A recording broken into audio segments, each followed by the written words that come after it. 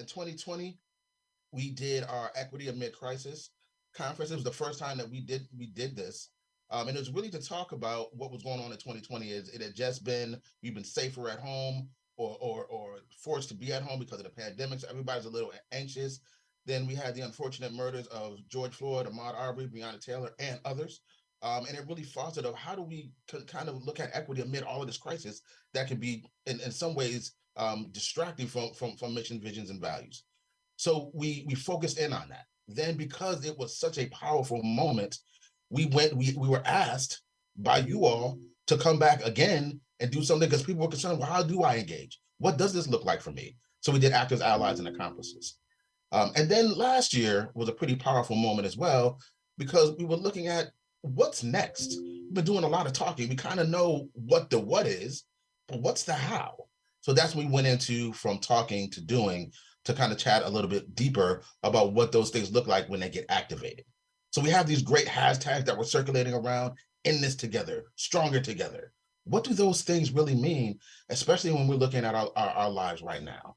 We are in one of the most, and as far as, and I'm 51. So in my lifetime, I've never been in a society that's been more polarized than it is now. I remember my parents and my grandparents talking about pre-civil rights and the civil rights movement eras, 60s and prior to that. And I feel like we're kind of in another era similar to that, where we are in a house divided, but we need healing. We need more love, support, and healing, and to be able to actually have these conversations civilly. We don't have to agree. Today, you're going to see a lot of folks on different panels. They don't have the same perspectives.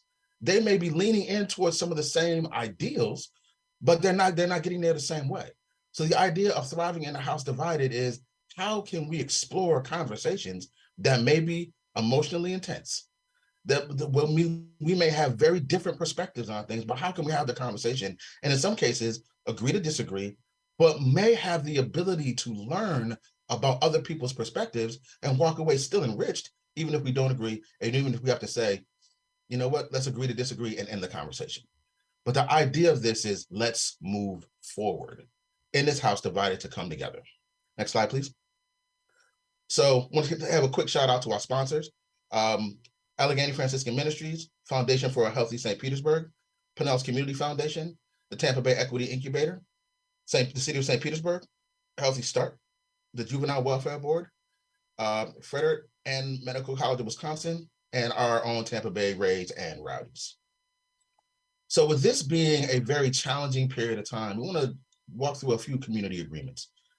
Bring your authentic self, stay engaged, expect non-closure. Sometimes we're just not going to be able to get to a point of closure to these things and agree, but we can agree to disagree. So expect non-closure. Be curious. Ask the question. My mom always told me the dumbest question is the one you didn't ask.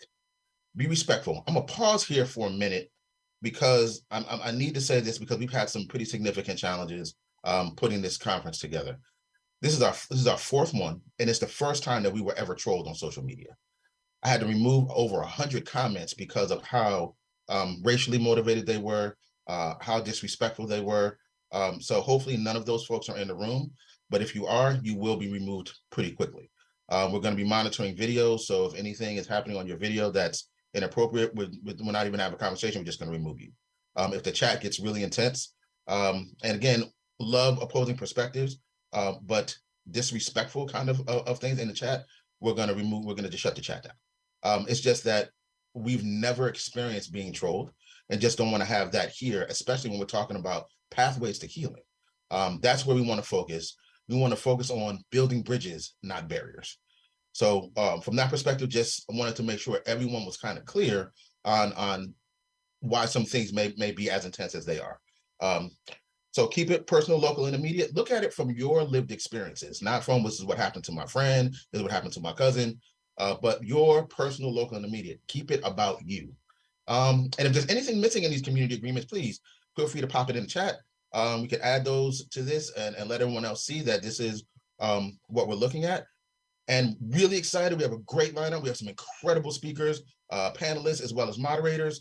So we're super duper excited to present this to you, and let's thrive in our house divided and build some pathways to healing in a polarized society.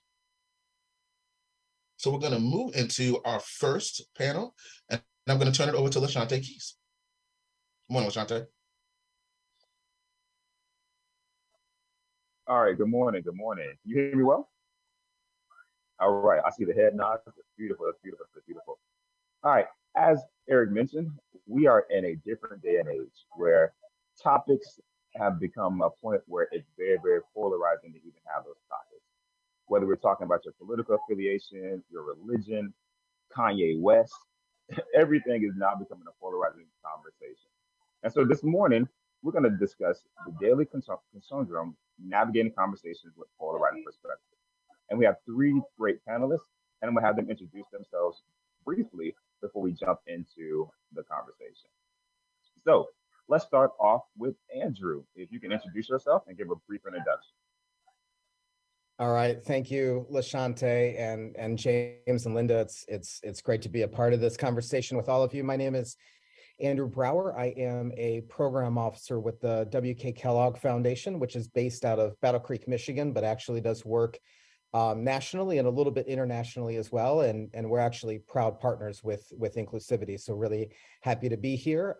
I work as part of the racial equity and community engagement team at the foundation and have a portfolio of grants and contracts around the country that focus on civil rights as well as civic participation and fair elections. Great to be here. All right, happy to have you.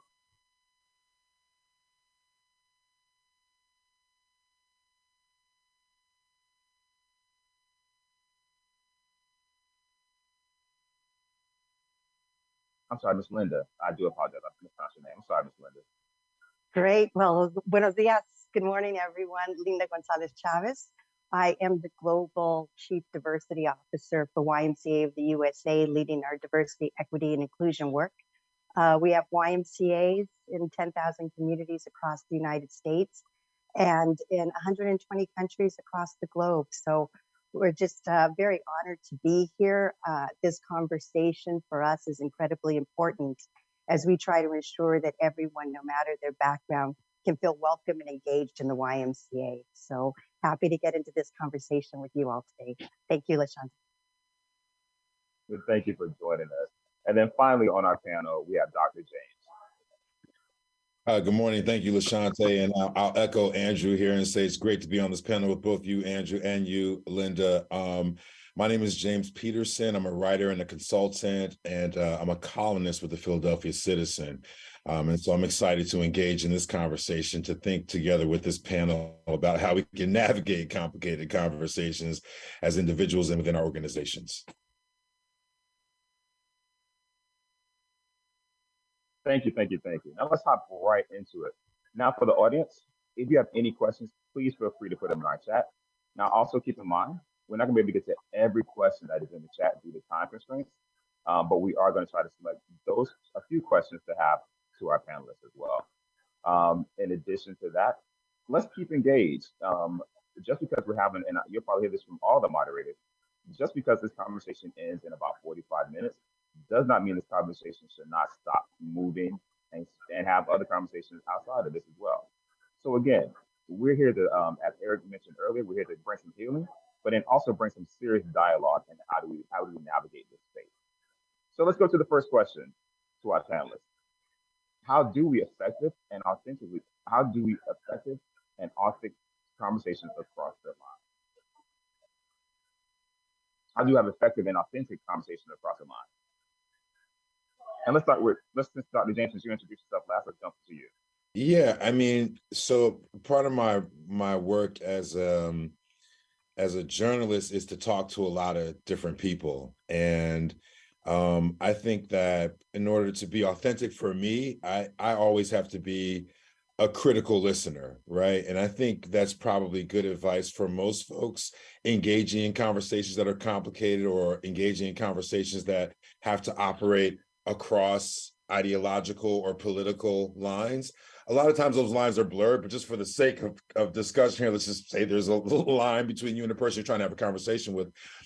I think you really have to listen first. You have one mouth and two ears, my mom would always say to me, right? And so you should be listening twice as much as you are speaking in any conversation that you want to be effective. Now, I will also be honest and say that hopefully you're engaging in a good faith effort to have a conversation, right? Eric was mentioning at the top of the program that there were some trolls who came out and attacked the conference just on the face of it, right? Just because of what we're trying to do here. It's rare that you're going to have a good faith conversation with a social media troll, right? But if you're having a good faith conversation where the participants on all sides of the discussion are actually committed to engaging, then I think the first principle for me is to be a critical listener, which means, listen to what other people are saying. And I mean, like, you have to really hear them, not listening to them just waiting for your turn to talk, but listening to them, trying to learn, trying to understand, to see the perspective and the position and experience from which they're coming.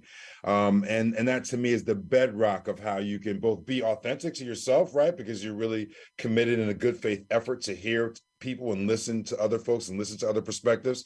But also, hopefully you will be patient enough in that critical listening to learn what the other perspective is, what the other position is, what the other set of experiences are, so that it can inform yours, but also so that you can, navigate this courageous conversation in ways that don't resort to ad hominem attacks or anger or frustration. I know that sounds really weird right now, LaShante, because a lot of the conversations that we see in the public square are very contentious. And I don't mean to poo-poo on our own messaging here for this panel, but honestly, I think a sincere attempt to be a good critical listener is the first step. And I'll pass the mic to my panelists, because I know they've got some great insights on this as well. Most definitely. Miss Linda, you want to hop in?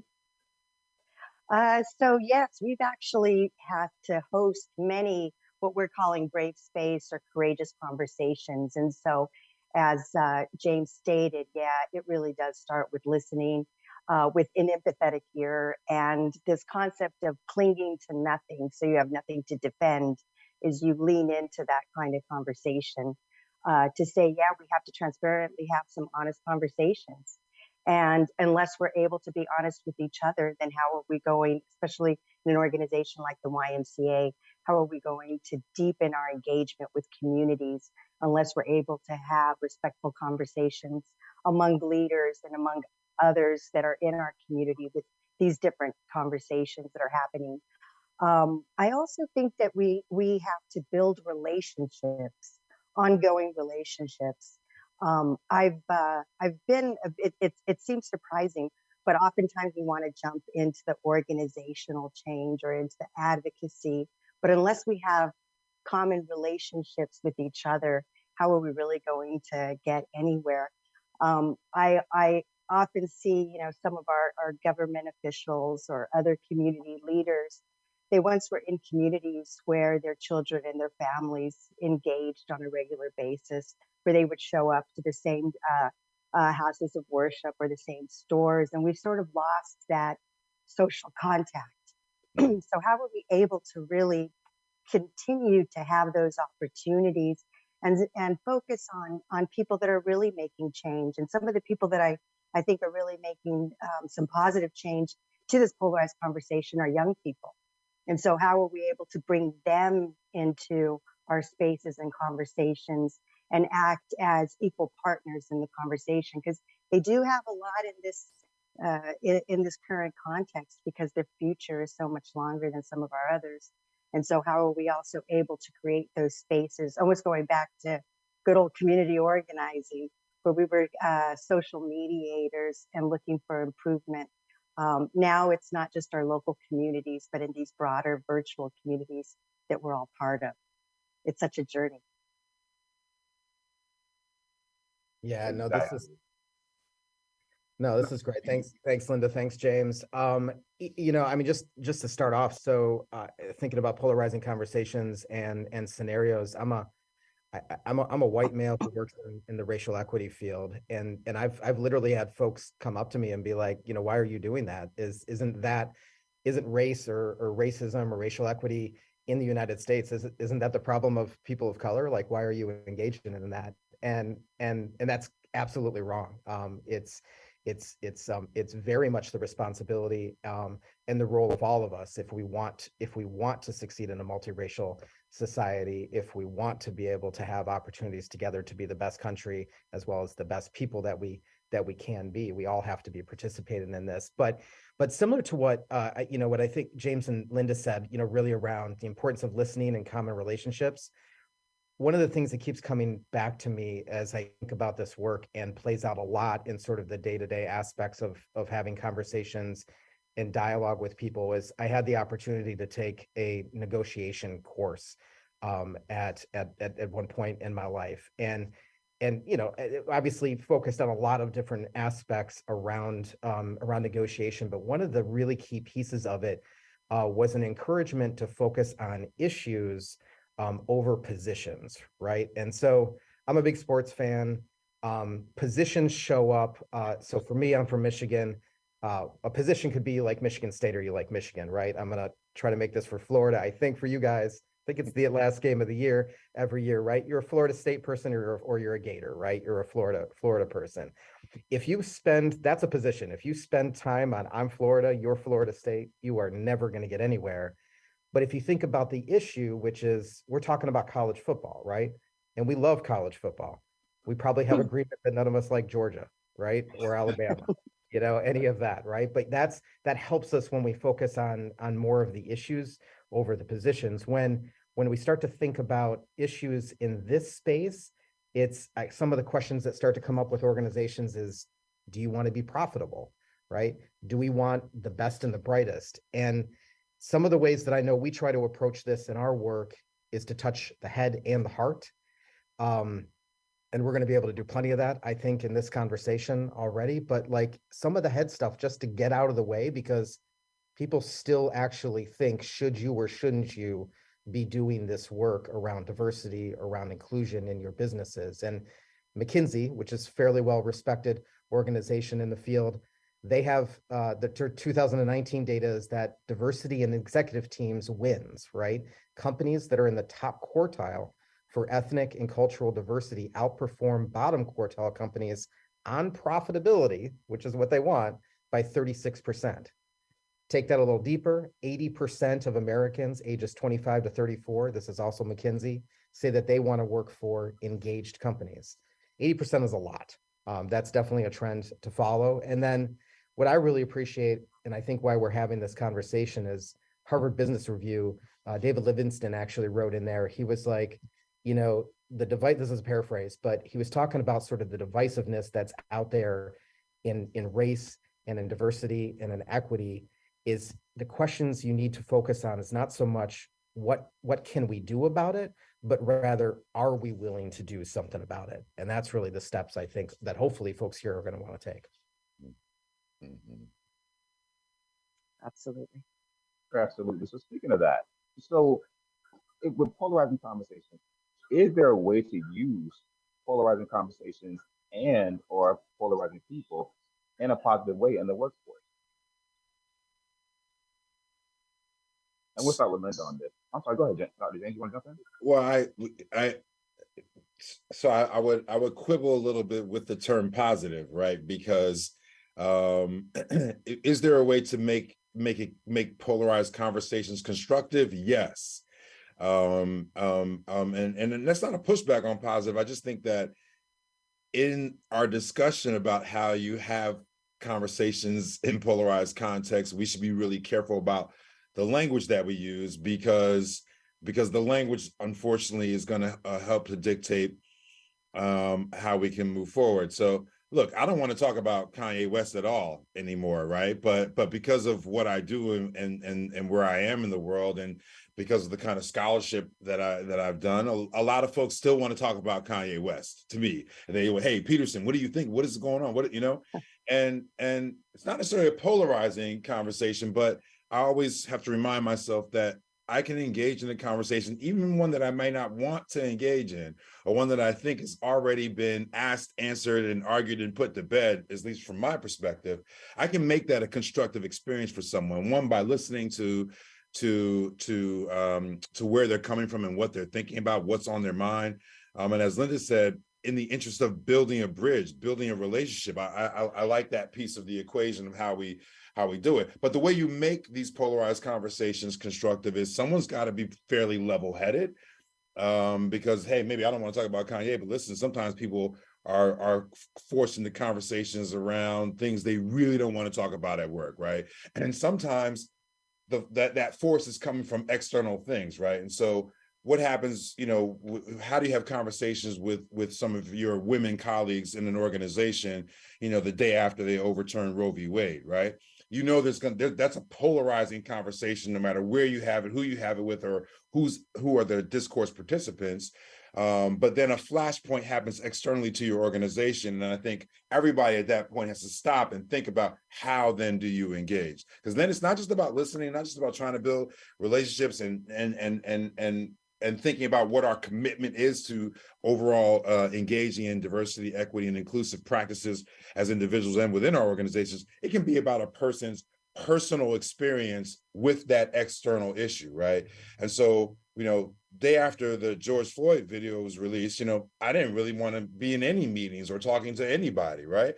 And I think sometimes the polarization in our conversations are the result of external factors, huge global or issue-oriented factors that impact our ability to have those conversations. And part of your DEI journey is about being aware of how those external forces have an impact in the daily lives of some of your colleagues and the people that you've got to have these conversations with. So you can have a constructive experience in a polarized conversation by being aware of the ways in which external forces impact the lives of the people that you work with and the people in your building, right? And then being committed, as always, to thinking about how that impacts them and how can you be not necessarily overly sensitive, but at least sensitized to how a different person's identity and their experience is shaped by those larger factors. That's one way, I think, to get to a constructive outcome in a polarized conversation. It's a certain kind of awareness, LaShante. Yeah, absolutely, James. And, again, looking at what happens when a polarized conversation happens, it surfaces something that is a societal issue, an organizational issue, a community issue.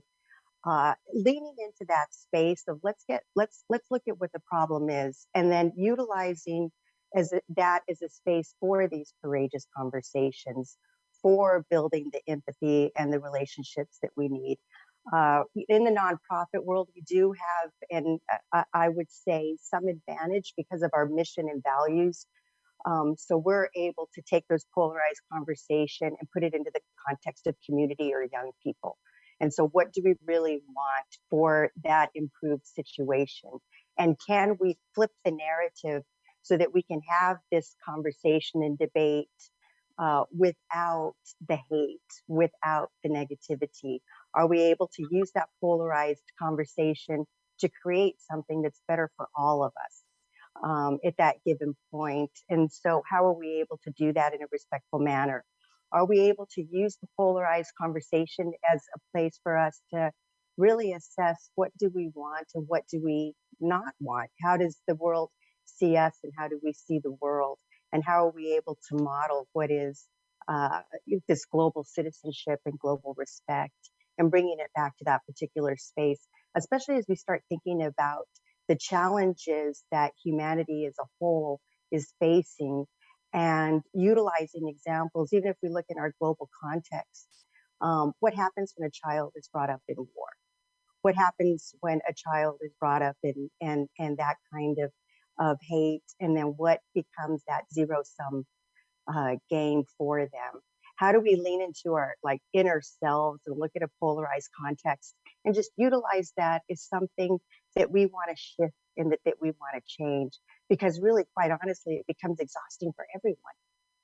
That it's just exhausting for everyone. And so it's almost like, how do we start tapping into conserving the energy of humanity in a way that, again, leans more into what was linking arms in solidarity versus, raising our fists in hatred and in anger and wanting to go with another individual? How are we able to flip that narrative by modeling behavior that is far more respectful than what we're seeing in some of our daily interactions. Yeah, no, this is spot on. And Linda, after listening to you, I feel like I got to put out there a little plug. 15 years family membership at the YMCA. Absolutely love it. love the mission and Exceptional. and the commitment to community. So no, this is fantastic. So yeah, along the same lines, yeah, I agree. The framing of it is a little bit hard, but whenever there's these sort of tensions that start to exist, I think one of the things that we try to work with people and we try to encourage is to utilize this as an opportunity for reflection. And I'm going to be clear, you know, particularly sort of in white dominant culture within organizations, for white men that might be leading organizations, white women even being vulnerable, having that reflection is not something that we were trained to do, right? So it takes some time and it takes some practice, and it really actually takes some deep work and commitment. And ultimately, I think one of the phrases that really helped me in this work, particularly in my career of having many cross-race, cross-gender relationships, is being comfortable being uncomfortable, right? Which is counterintuitive, but being able to like sort of sit in that discomfort and then hold that and then start to see the different possibilities that exist out there, can be hugely impactful as it relates to polarization or just sort of any disagreements that are out there. Even though everything the world has kind of told me and what I feel like I was trained for was just like solve, right? Like just punch through the problem, put your head down, you know, don't worry about it, get there. But that I've found is absolutely not the right approach here. You know, I think as it relates to organizations, we just tend to get a lot of this work wrong from go, right? You know, everyone has been very excited for a long time or in this space around inclusion. And inclusion as a word is absolutely makes perfect sense, right? But if you think about it from the context of where there's power in organizations and how organizations run, inclusion is very much an invitation that says, hey, welcome to the table, but by the way, it's my table, right? So when you're here, you know, this is great and we're glad you're here, but make sure you behave like us, right? And then these are sort of the policies and the procedures for that to happen. So we actually have tried to frame this a little bit more as that instead of inclusion, how are we talking about expansion, right? And sort of growing that table and even distributing power, right? And opportunity across that for what will happen. And I think about this a lot, sort of as folks question turnover or some of the things that might be going on in our business. If going back to that McKinsey thing, if you don't have a very diverse executive team, or if you've sort of been doing things the way that they've kind of always being done, and you're seeing attrition or you're seeing turnover, you know, you can imagine there's this, and you've been trying to initiate inclusionary practices. You can imagine there's this conversation that's like, I wonder why they won't stay, right? Rather than actually flipping that question over, which is, what is wrong with us that we don't have a culture of belonging, right?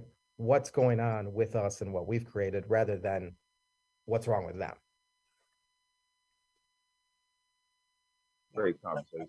Yeah, I Go just want to just piggyback because I first of all co-sign what both of my co-panelists are saying, but I really want to underscore a piece that Andrew spoke about, which is the discomfort that comes along with doing the tough work around DEI and B, right? Because I think part of it's an ironic thing, right? Because we're part of the work of DEI within organizations is to minimize the discomfort that folks who've been discriminated against and excluded from that table that Andrew's talking about, to minimize that. And so we might get it in our minds that all discomfort is bad, and that's actually not true. So I just want to underscore that, right?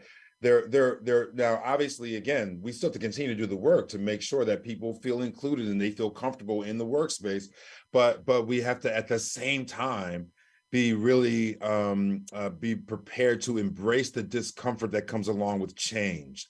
the change associated with becoming more inclusive and becoming more equitable as an organization. And there are some growing pains that go along with that expansion of the more inclusive table that Andrew's talking about. And so we've got to be prepared to embrace the discomfort that comes along with doing the work, even though we're becoming more vigilant and aware of making sure that folks with different experiences and different identities and different religion and different region can all be in this space without experiencing the discomfort of discrimination. So it's a little bit, it's a complicated bit of a conundrum there, and I just kind of wanted to underscore that and hope folks can appreciate what I'm trying to the needle I'm trying to thread in that conversation.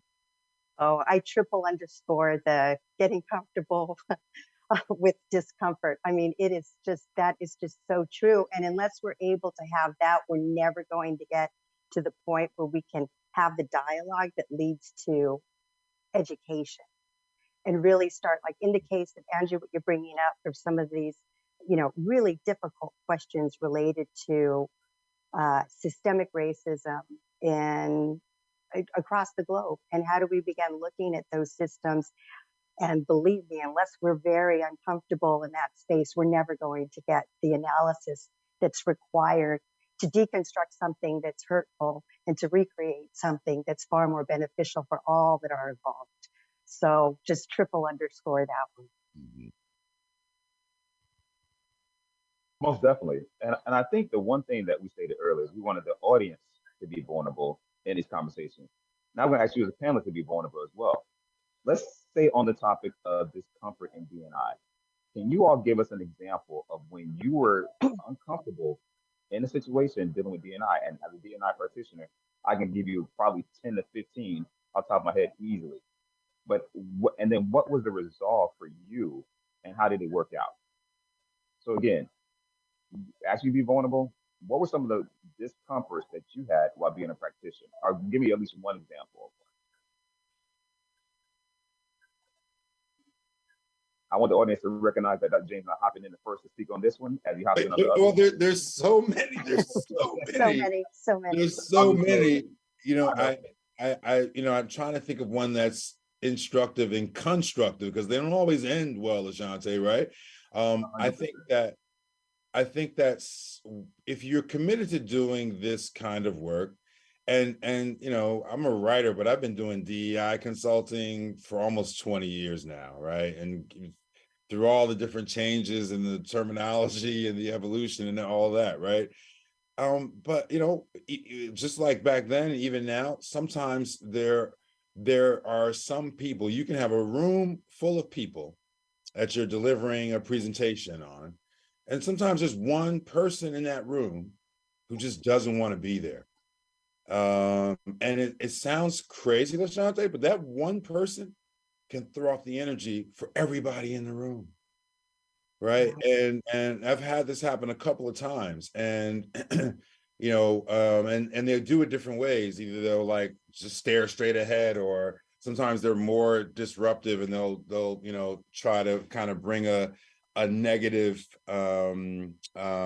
intervention into every Q&A process or out session. And so I think over time, that used to really annoy me, right? And really like make the hair on the back of my neck stand out because it's not just, I can understand someone's like, hey, I don't believe in this DEI stuff, I don't want to do it. What I don't always understand is why would you try to ruin it for anybody else who's trying to learn or trying to get the experience? Like, it's that part of it that I couldn't really wrap my head around. And I eventually realized that I didn't have to wrap my head around that. But what I did have to do was figure out what's a smart and constructive way to challenge that individual, right? And sometimes that's about, and sometimes you can resolve it this way, Lashante, calling on them and asking for their input. Sometimes will diffuse and resolve that one person who doesn't want to be in your workshop, or that one person who doesn't want to be in the breakout. Sometimes asking them or challenging them to contribute and participate is one way to, one, put them on the spot, but two, sometimes they'll be honest about like, hey, like I learned about all this stuff someplace else, or hey, like I I just don't believe that this is important. Why my organization is spending all this time? We have other things. There's so many other things going on in this organization that are more important. Why are we spending all this time on DEI? And what I've become better at over time is extracting that information, slowly pulling them into it. You know what I mean? Like engaging them sometimes is very effective. Not always, but sometimes very, very effective at resolving that, diffusing some of that negative energy. And honestly, sometimes what they're saying, like, or there's other things going on in our organization, or we don't have enough time to do this, or I learned this someplace else. Sometimes what they're saying is actually important for you as a facilitator to understand, because there are other people who feel the same way. They're just not expressing it in that negative kind of energy way. And so take it as a facilitator, you have to take every opportunity as a learning opportunity, I think. And it's not always going to be pretty. It's not always going to be constructive, but your goal is to make sure that it's constructive. And what has worked for me over time is not putting that person on the spot, but challenging the folks who are more resistant to what we're doing. And when we're in the room and in real time, is sometimes a useful way to learn more about where that organization is in their DEI journey. Sometimes the person is just, their dog died that morning. Seriously, right? Like sometimes the person's like having a really bad day. And I'm the kind of facilitator where, if I get you to say that and I'm talking about DEI, I'm making that a part of what we're talking about, right? Like that's I think what you have to be prepared to do as a facilitator is to improvise and to be inclusive in the moment. And sometimes that requires us to take a constructive approach to challenging the folks who we know don't want to be there, who are making it clear to you and to everyone else that they just don't want to be there. Yeah, absolutely. And I think as facilitators in these dialogues, we have to sometimes separate our own selves from the conversation to be effective in the conversation. And that's really challenging. And many of our Black and Brown leaders have really felt that, because you can't help but personalize it in such a polarized context. And so, myself, I reflect on some of the most hateful and negative language that's come up around some of my dimensions of diversity that I share, of being a Chicana or a Mexican American, a Mexicana, and just that being such a negative term for so many people in this country. How are we able to lean into that in a constructive way so they can see me as representative of that community, or my family as representative of that community, and knowing that I've been in this space with them for many, in the case of the YMCA, for many years, and so utilizing those relationships. It can get very tricky for us at the YMCA around some of these conversations, because we have intimate spaces which we share, our locker rooms, our overnight camps, spaces where humanity comes together. And so we have to get very comfortable sometimes with some of the most intimate of conversations to be able to share the diversity of perspective and lived experience that brings us into these shared spaces. And how are we able to address the otherness of something that's so different than us? How do we cultivate a sense of belonging when people have never had experiences with somebody that's so different from them? And so how are we able, again, to remove ourselves from the conversation? And I think that's some of the more challenging things, as James said. It's very intimidating when you're in front of a room and you know that there's somebody that's like really the negative vibes are like so strong. It's like, how are we going to do this? How are we going to do this without disrupting everyone? And so again, it's that this ultimate self-awareness and an emotional maturity that leans us forward into the conversation without us becoming too intense with the weight on the shoulders. But it's not easy. And that's what's really good about some of these safe space conversations and opportunities that people within the industry are able to share and cultivate, like this space we're in today. Yeah, no, it's super not easy. And I mean, and I think we need to be clear about that. I mean, to jump ahead a little bit, folks that are in, the space of racial or gender equity are often called allies. One of the things, ally sounds like a noun, it's not, it's a verb, Being an ally is a verb, and it's an active verb, and it's something that you have to do day in and day out. And I learned this in a all right, I don't share the story too often, but you asked about the vulnerability, LaShante, so we'll go there. But I was doing work with a Black woman at the foundation who was going to be going off on maternity leave, and I was being brought in to support her body of work while she was gone, and she was going to be gone for a decent amount of time.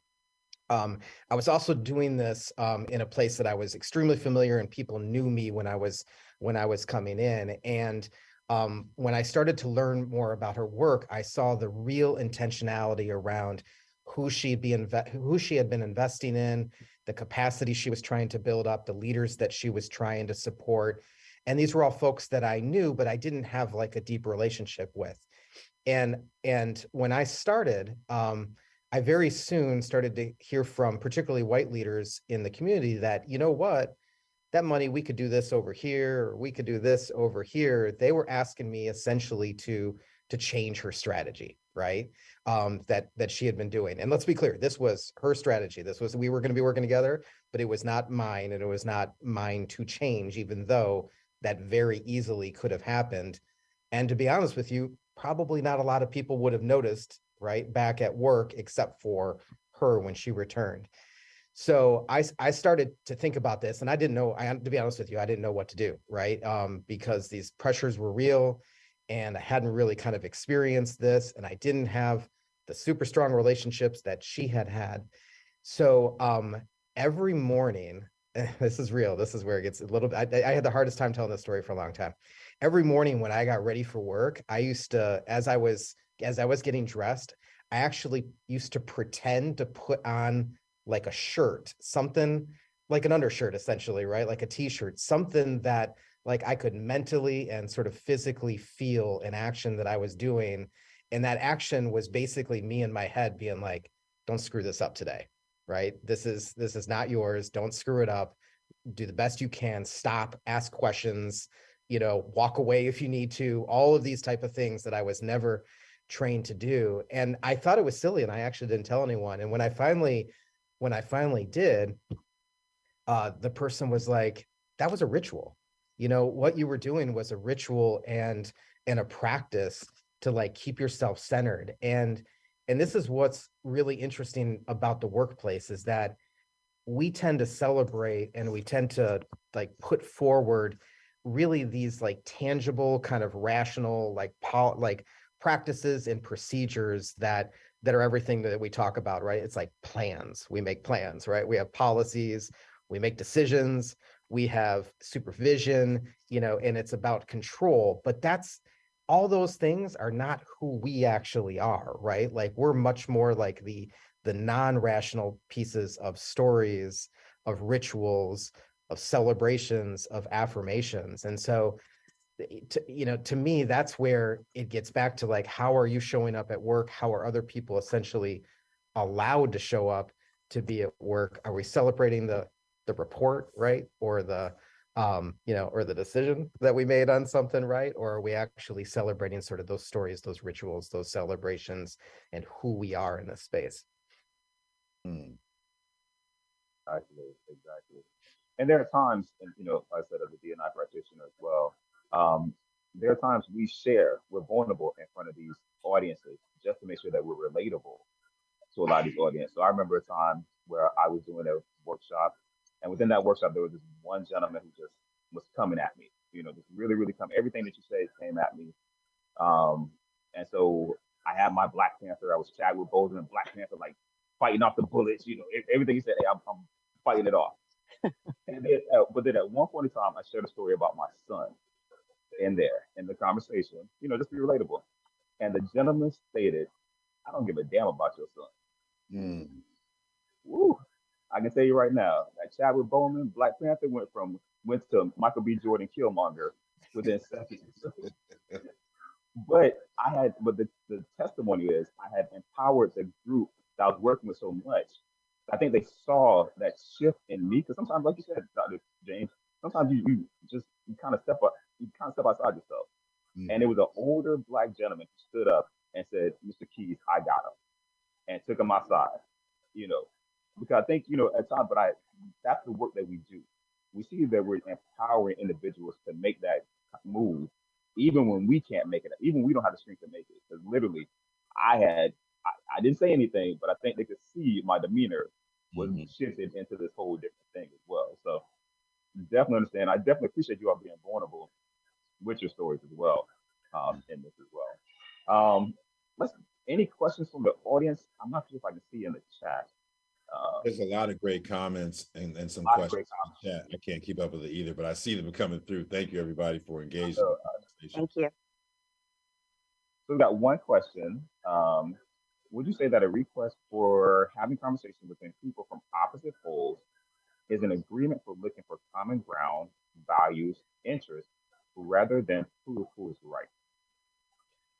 So I love the idea about making some ground rules in order to try to provide some guardrails and some guidance for a constructive, courageous conversation. I think that you can do that, and as a facilitator you can do that, and also as a mediator I think you can do that. But always be prepared that those rules may not hold up, that structure may not be the most appropriate structure to have the kind of conversation that you want to have. I mean, just to circle back a little bit, like my approach to facilitation, sometimes you have to be a teacher, and sometimes you have to be a counselor, and sometimes you have to be a mediator, right? But my approach to it is overwhelmingly as if I'm a steward, right? Because I really feel like I know everything about DEIB. LaShonda, you know this, right? I feel like I know everything. I research this stuff, like I live and breathe it. I'm reading everything. Like I've read scores of HBR articles about the business case for it. Like I feel like I know everything, and that's not the best way to come into a room as a facilitator, right? But I can be more effective if I lay some groundwork and rules for myself, more so than necessarily trying to lay the rules for the whole conversation. And one of the rules for me is I'm a steward of this. So I'm not here to teach you everything that I know about DEI. I can't do that in a 90-minute workshop. That's insane, right?